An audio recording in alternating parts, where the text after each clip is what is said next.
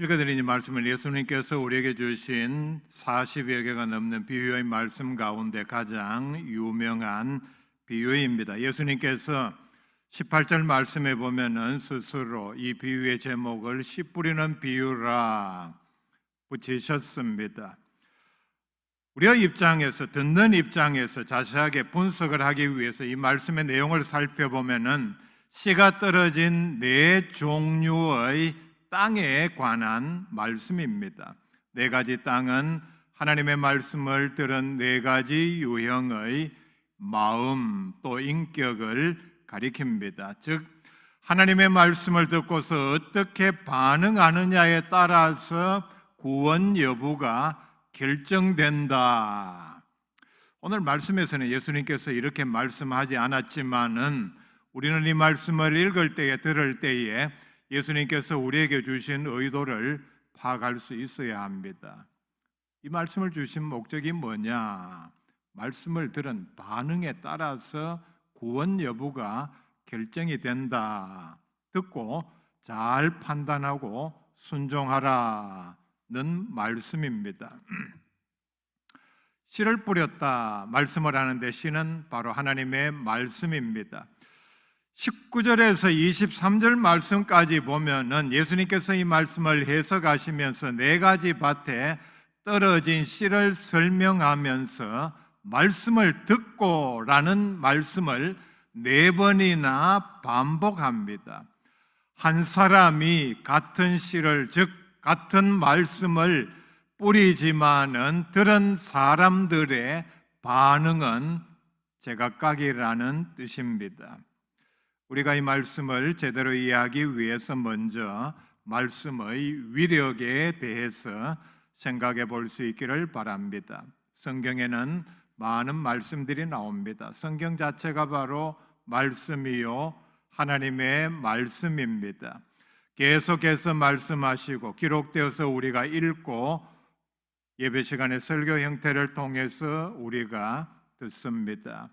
하나님의 말씀은 많은 말로 우리가 설명하고 정의할 수 있는데 한마디로 정의를 하자면은 믿음과 우리의 생명의 씨입니다. 모든 생명은 씨에서 출발합니다. 믿음의 씨, 생명의 씨라는 말의 뜻은 우리가 하나님의 말씀을 들음으로 믿음을 가지고 영생을 시작하는 출발점이 된다는 뜻입니다.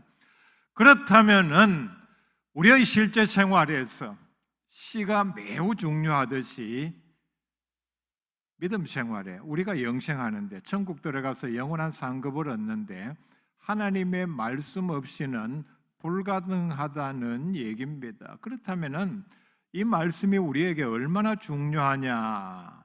또 하나는 씨는 엄청난 가능성입니다. 여러분, 세계에서 제일 큰 나무는 미국 캘리포니아 북부, 이름으로 말하자면은 레드우드 내셔널 파크에 있는 한 지역에 미국 당국에서는 아무도 접근 못하게 위치도 알리고 있지는 않습니다. 높이가 116m입니다. 여러분 학교 운동장에 가셔서 보통 100m 그 라인이 쳐져 있죠. 거기에다가 16m를 더해서 한번 걸어가 보십시오. 나무의 높이가 116m이고 그리고 세콰이어라는 국립공원에 있는 이 나무는 이름이 붙어 있는데 우리 역사에도 나오죠. 제너럴 셔먼 장군이라는 이름이 붙어 있습니다. 지름이 11m 그리고 나무의 무게는 약 1,400톤입니다. 1,400톤, 나무 한 그루의 무게가 다 베어서 최적 그리고 그 비중을 이렇게 무게로 환산해서 계산했을 때 한 나무의 무게가 1,400톤이다. 이해할 수 쉽게 제가 설명을 드립니다. 올 연초에 교회 앞 건물 이쪽에 있는 소나무 2그루를 베었습니다. 깨나무가 컸죠. 우리나라에 있는 나무치고는 큰 나무입니다. 2그루를 다 베어서 1톤 트럭에 떨어진 잎까지 다 실었는데 1톤 트럭에 공간도 넉넉했고 무게도 그렇게 1톤이 넘지는 않은 것 같습니다. 600kg도 안 되는 것 같아요. 제가 보기에는 1톤 트럭에 나무 두 그루 다 베어서 가지까지 다 싣고도 몇백 킬로밖에 되지 않았으니까 나무 한 그루의 무게가 1,400톤이나 된다. 얼마나 큰 나무입니까? 그런데 이 엄청난 나무 116m 또는 지름이 11m, 이게 하나의 작은 씨앗에서부터 출발을 했다는 얘기입니다. 엄청난 가능성, 능력, 크기. 그래서 이런 나무들이 지구상에 살아있는 생명체 가운데 가장 오래 살고 그리고 가장 큰 생명체다, 이렇게 알려져 있습니다. 로마서 10장 17절에 믿음은 들음에서 나며 들음은 그리스도의 말씀으로 말미암았느니라, 분명히 말씀을 하죠. 얼마나 귀한 믿음입니까? 우리를 영생하게 하는, 또 하나님 앞에 섰을 때에 엄청난 면류관 상급을 받게 하는 이 믿음의 출발이 바로 그리스도의 말씀에서부터, 말씀을 듣는 데서부터 출발을 한다. 요한복음 5장 24절 25절에 이렇게 말씀을 합니다. 예수님의 말씀을 듣는 사람은 영생을 얻었고, 예수님의 말씀을 듣는 사람은 이미 영생을 얻었다 말씀을 합니다. 25절에 듣는 자는 살아나리라, 놀라운 말씀을 하죠. 예수님의 말씀이 단순한 어떤 허황한 말씀, 예수님이니까 당연히 하는 말씀이 아니라 예수님의 말씀을 듣는 자는 살아서 영원히 산다, 그런 생명력, 능력이 있다는 것을 말씀을 하고 있습니다. 히브리서 4장 12절에 하나님의 말씀의 능력을 이렇게 설명을 합니다. 하나님의 말씀은 살아있고 활력이 있어 좌우의 날선 어떤 검보다도 예리하여 혼과 영과 및 관절과 골수를 찔러 쪼개기까지 하며 또 마음의 생각과 뜻을 판단하나니, 말씀의 능력입니다. 하나님의 말씀은 우리에게, 우리의 심령에 이런 엄청난 역사를 일으킨다, 분명히 말씀을 하고 있습니다. 사도행전 10장 44절에 이렇게 말씀을 합니다. 베드로가 이 말을 할 때에, 이 말은 우리가 흔히 듣는 설교 말씀입니다. 베드로는 고넬료의 집에서 우리가 아는 복음의 진수를 요약을 해서 말씀으로 전했습니다. 베드로가 이 말할 때에, 베드로가 설교할 때에 성령이 말씀 듣는 모든 사람에게 내려오시니, 말씀을 듣는 중에 고넬료의 집에 모인 사람들은 베드로를 초청해서 하나님의 말씀이 무엇인지, 오늘 우리에게 뭐라 말씀하시는지 듣는 시간을 가졌습니다. 놀라운 반응이 뭡니까?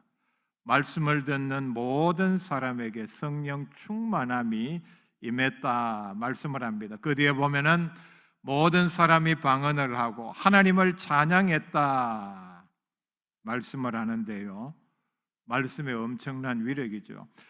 이런 엄청난 위력의 말씀의 씨가 길 위에 떨어졌기 때문에 싹을 내기도 전에 새가 와서 먹어버려서 이런 엄청난 위력을 가진 씨가 말씀이 더 이상 효력을 내지 못하는 그냥 새 모이로 끝나고 마는 신세를 여기서 말씀을 합니다.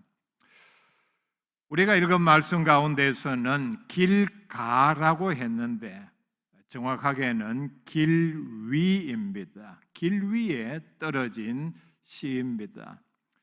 길가는 여러분 뜻이 분명하지 않죠. 길가에 떨어졌다, 이게 바다고 경계인지 길 위인지 분명하지 않는데 길 위입니다. 밭과 밭 사이에 또는 고랑과 고랑 사이에 사람이 다닐 수 있는 통로에 사람들이 많이 다녀서 밟아서 딱딱해졌기 때문에 씨가 더 이상 싹을 틔울 수 없는 그런 상태를 가리킵니다. 말씀을 들은 마음이, 그 인격이 길바닥처럼 완악하면은 하나님의 말씀을 들어도 생명의 변화는 절대로 일어나지를 않습니다. 하나님의 말씀, 천국에 관해서 엄청난 복음의 비밀, 하나님께서 우리를 사랑하기 위해서 엄청난 계획을 가지고 엄청난 사랑을 베푸시고 예수 그리스도를 통해서 위대한 희생을 하셨음에도 이 사실을 듣고도 그 반응이 냉담합니다. 냉랭하다는 얘기입니다.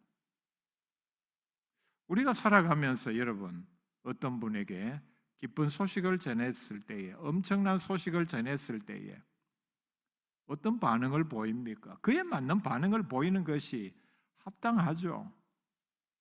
우리가 최근에 여러 비극적인 뉴스도 봤고, 그리고 광산에서 9일 만입니까? 살아서 돌아온 경우도 봤습니다. 그 가족에게 당신 남편이, 아버지가 살아서 구조되었습니다 소식을 들었다면 어떤 반응을 보여야 합니까? 그 소식을 들었는데도 냉담하게 완악한 반응을 보인다면 소식을 전한 사람이 얼마나 무안하겠습니까?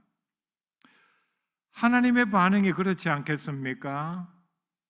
너를 살리기 위해서 어떤 방법으로도 용서받을 수 없는 죄를 해결하기 위해서 내 하나밖에 없는 독생자를 십자가에 못 박게 해서 그렇게 고통을 당하고 욕을 보이고 절망 가운데서 나의 하나님 어찌하여 나를 버리셨나이까, 이렇게 절규하도록 고통당하기까지 모든 죄를 다 뒤집어 씌워서 바로 너 하나 때문에 너를 구원하기 위해서 돌아볼 가치조차도 없고 구원할 가치조차도 없는 너를 위해서 그런 내 독생자 아들을 희생했는데 그 소식을 듣고도 반응이 냉담,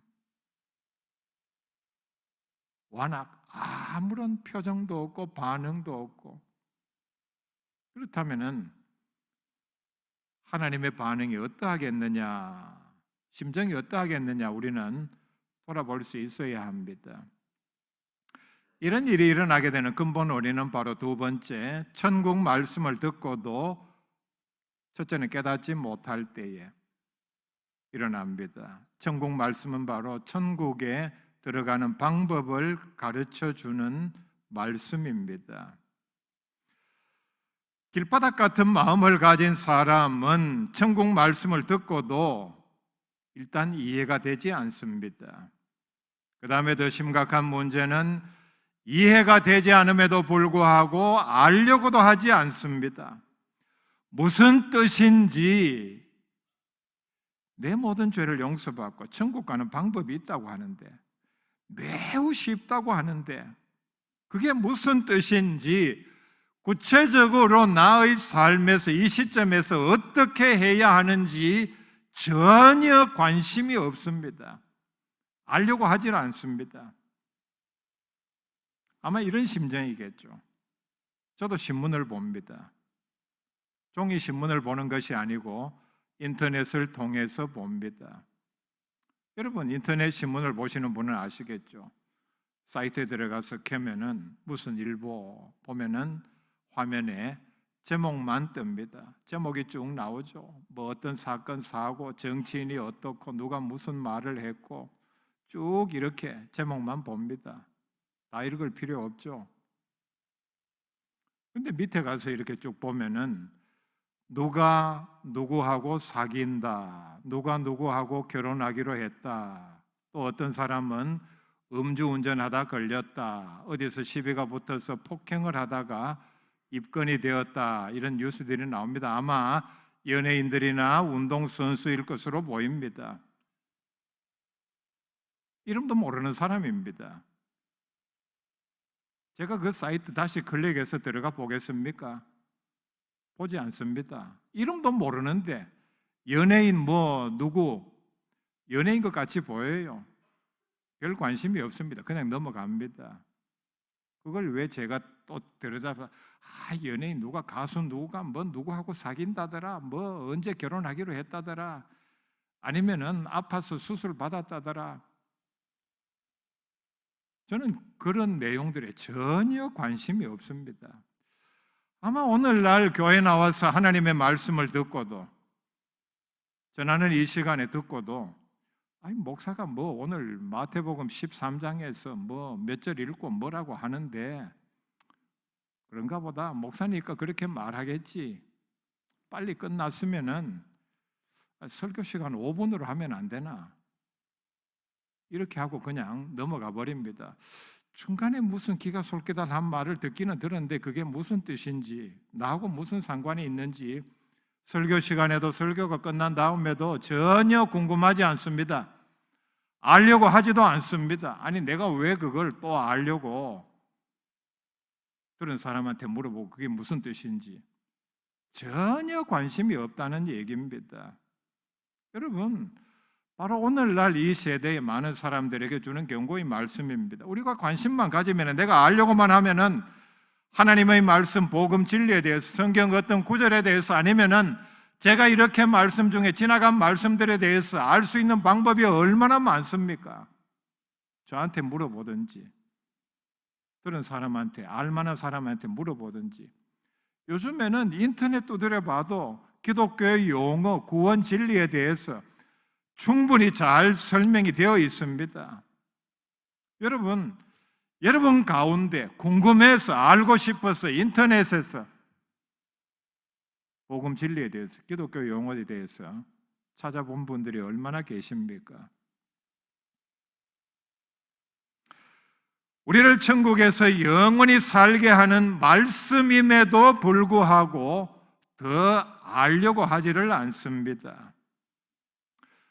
천국 말씀, 천국에 관하여라고 비유해 말씀을 시작할 때는 보면은 그 내용을 뒤에 보면은, 또는 알고 보면은 매우 쉽습니다. 마음문만 열면은 누구나 이해할 수 있습니다.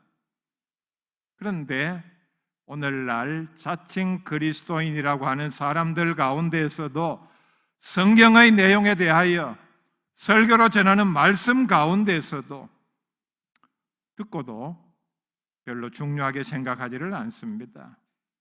설교하면은 딱 고정관념이 있죠.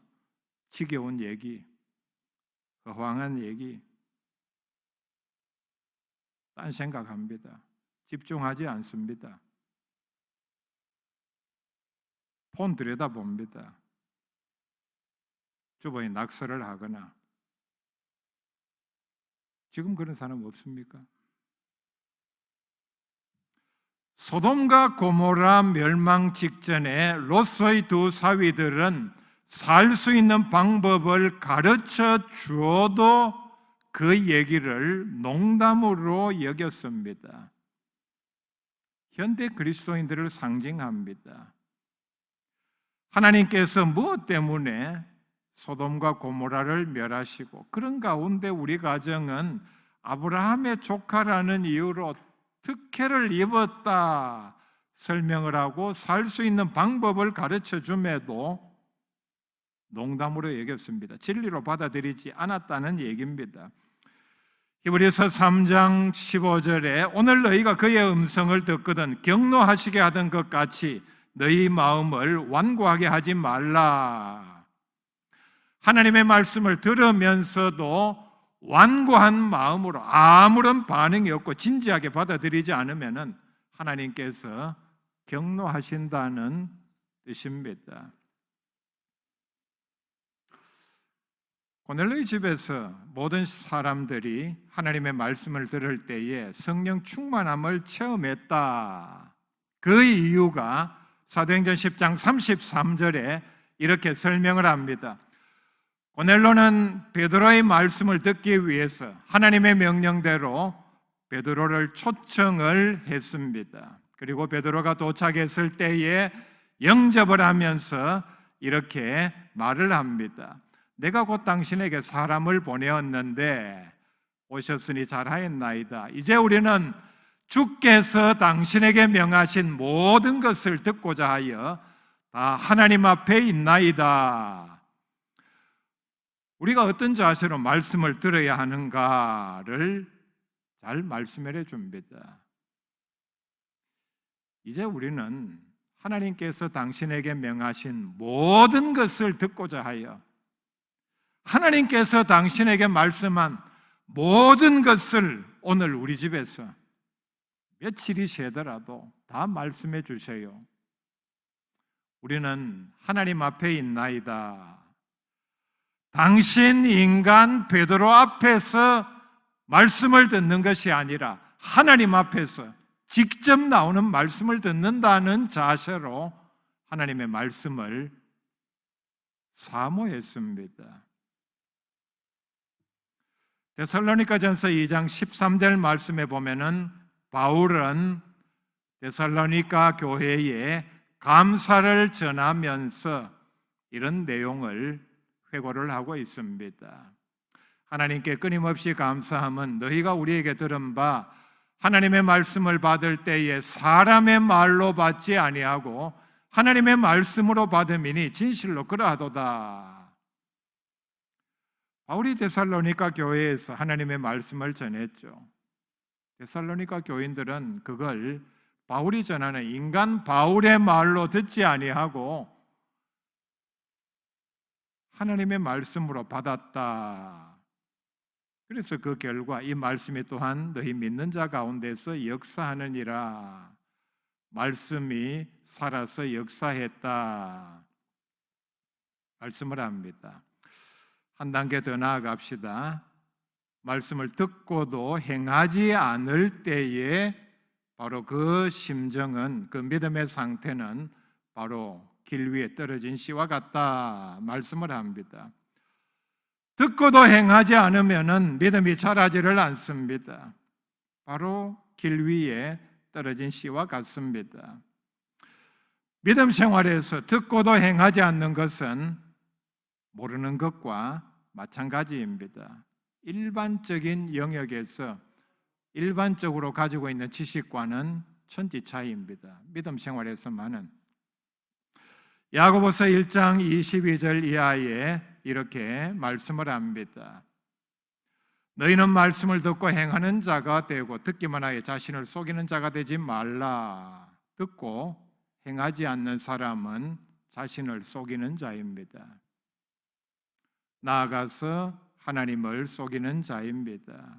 누구든지 말씀을 듣고 행하지 아니하면 그는 거울로 자기의 생긴 얼굴을 보는 사람과 같아서 들을 때에는 옳은 말씀, 내가 그렇게 해야지 하지만은 일어서서는 언제 들었나는 듯이.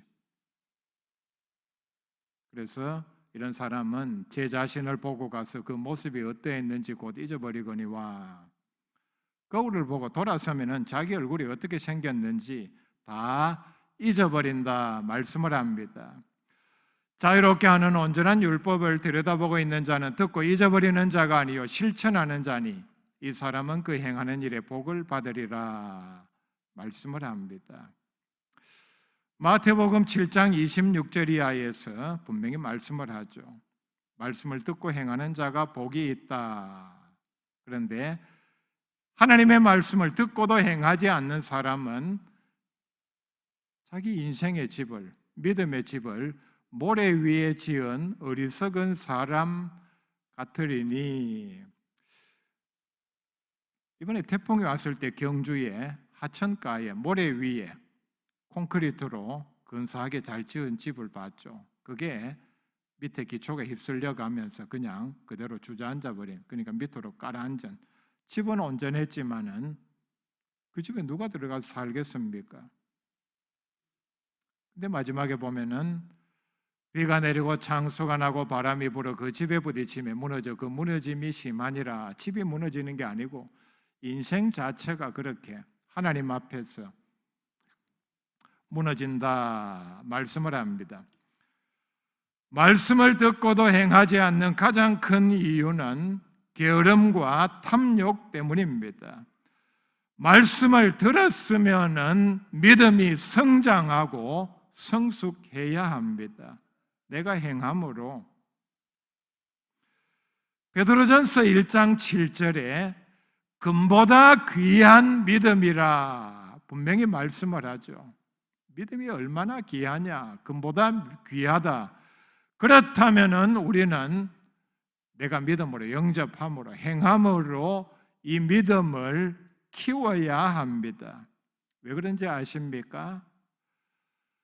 예수 그리스도께서 나타나실 때에 내가 가진 이 믿음 때문에 칭찬과 영광과 존귀를 얻게 된다.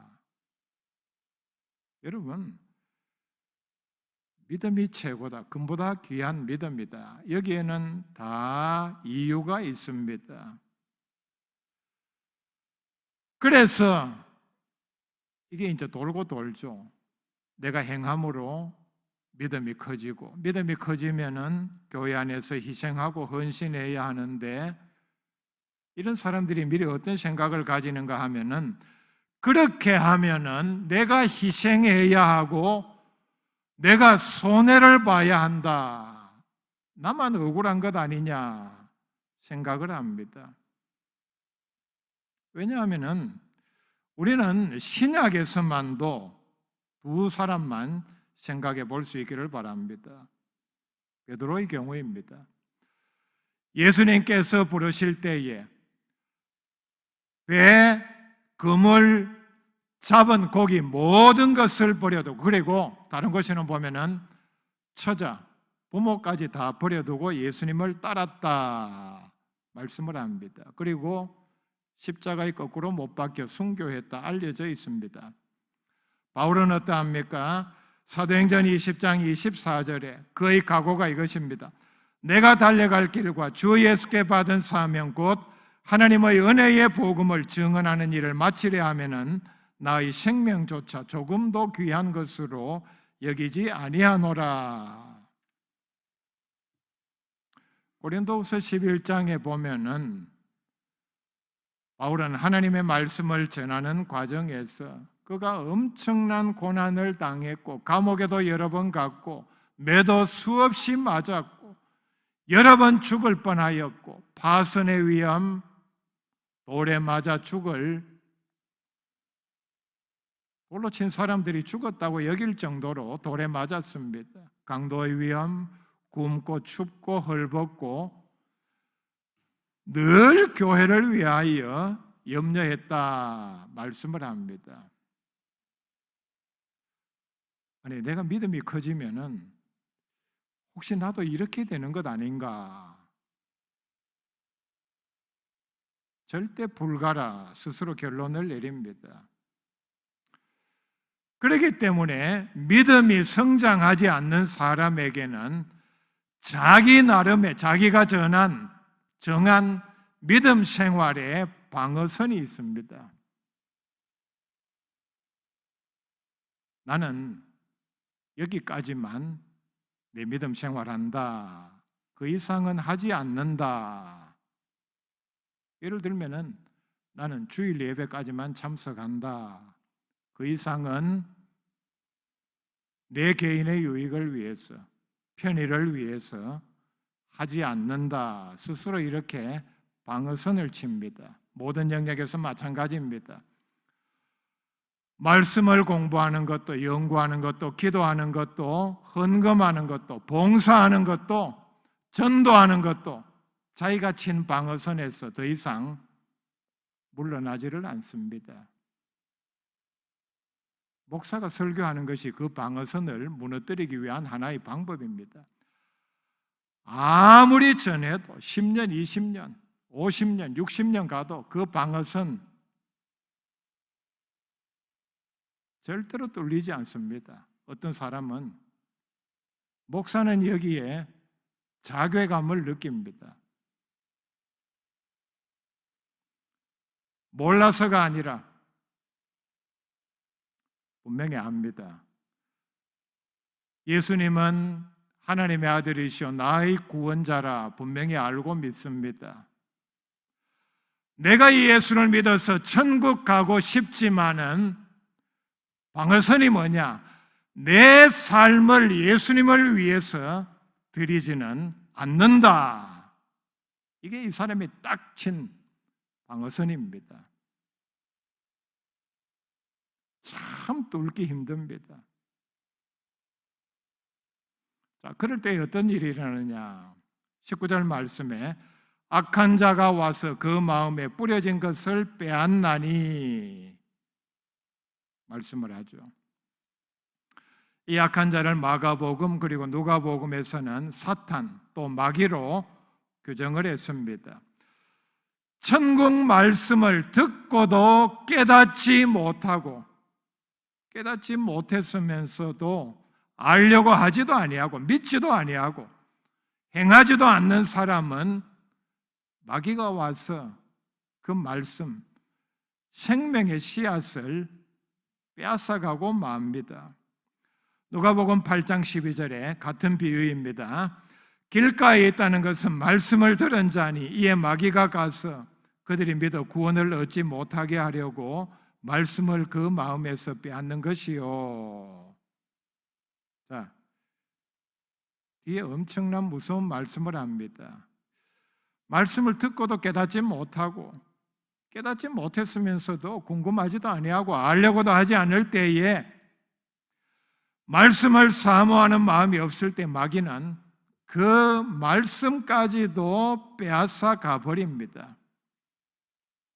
자기는 자기 스스로 똑똑해서 자신을 지킨 것 같지만은 바로 마귀의 농간에 넘어간 것입니다. 구원받지 못한다는 뜻이죠. 마귀는 계속해서 우리로 하여금 성경 읽지 못하게, 듣지 못하게, 깨닫지 못하게 방해합니다.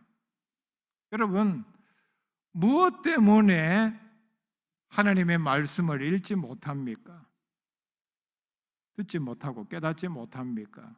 그게 바로 마귀의 농간이요, 마귀가 쓰는 도구입니다. 마귀의 생각이 바로 이거죠. 이런 염려를 합니다.